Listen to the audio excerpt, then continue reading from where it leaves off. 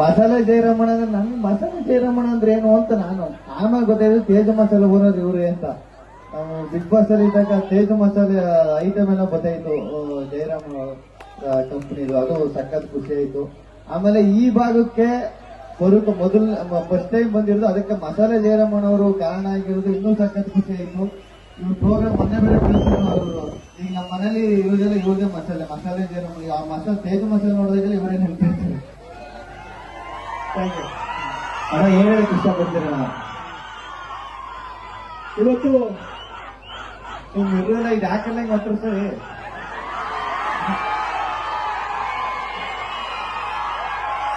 ನಿಮ್ಗೋಸ್ಕರ ಕರ್ಸಿರೋದು, ಗಿಲ್ಲಿ ನಟರ್ ಬಂದಿರೋದು ನಿಮ್ಗೋಸ್ಕರನೇ. ಈ ಫಸ್ಟ್ ಪ್ರಥಮವಾಗಿ ನಮ್ಮ ತಾಲೂಕಿಗೆ ಗುರಿ ಮಾಡ್ಕೊಂಡಿದ್ದೀವಿ. ಇವಾಗ ಮುಂದಿನ ದಿನ ಅವ್ರು ದೊಡ್ಡ ಫಿಲಂ ಹೀರೋ ಆಗ್ತಾರೆ, ನಿಮಗೆ ಗೊತ್ತಿಲ್ಲ. ಇದು ಒಳ್ಳೆ ಡೈಲಾಗ್ ಹೇಳ್ತಾರೆ, ಏನಿಲ್ಲ ದೊಡ್ಡ